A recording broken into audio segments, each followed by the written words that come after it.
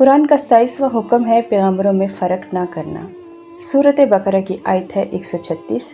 मुसलमानों कहो कि हम ईमान लाए और जो किताब हम पर उतरी और जो सहीफ़े इब्राहीम, इस्माईल, इसहाक और याकूब अलैहिस्सलाम और उनकी औलाद पर नाजिल हुए, इन पर जो किताबें मूसा और ईसा पर नाजिल हुईं, इन पर जो पैगम्बरों को उनके परवरदिगार की तरफ से मिली, इन सब पर ईमान लाएं। हम इन पैगम्बरों में से किसी में कुछ फ़र्क नहीं करते और हम उसी अल्लाह वाहिद के फरमाबरदार हैं।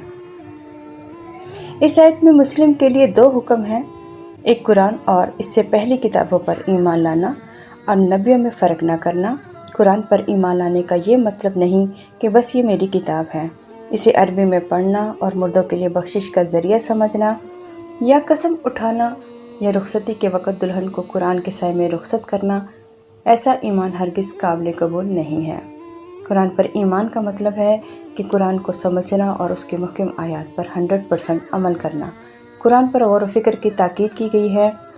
कुरान तो वो रोशनी है जो अंधेरों से निकालती है। कुरान को समझकर उस पर अबूर हासिल करने से हम हक़ और बातिल के फ़र्क को समझने के काबिल होंगे। कुरान में है कि तुमने कुरान का इल्मी अहाता नहीं किया तो दुनिया में क्या करते रहे, और हमारा जवाब होगा कि हम उसे बग़ैर समझे अरबी में पढ़ते रहे तो नाकामी हमारा मुकद्दर बन जाएगी।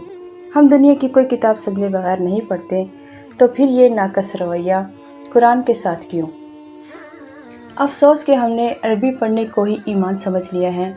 कुरान में हमें ज़िंदगी गुजारने के कानून बताए हैं, जैसे एक मशीनरी के साथ उसकी छोटी सी किताब होती है और इस किताब में मशीन के हवाले से हदायत होती हैं।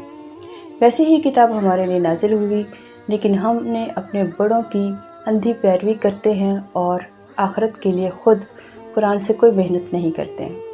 और हर इंसान अपने आबा व अजदाद को सिराते मुस्तकीम पर समझता है और ख़ुद को बग़ैर मेहनत के जन्नती समझता है।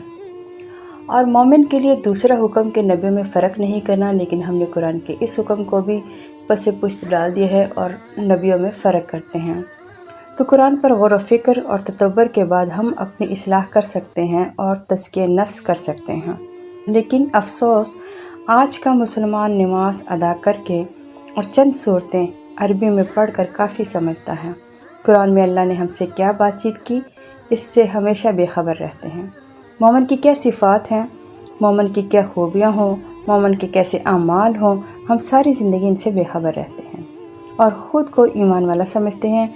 हम तब तक ईमान वाले नहीं हो सकते जब तक ख़ुद कुरान को समझकर उस पर 100% अमल ना कर लें, तभी कामयाबी मुमकिन है। तो आज से हम कुरान को समझकर उस पर अमल करेंगे इंशाअल्लाह।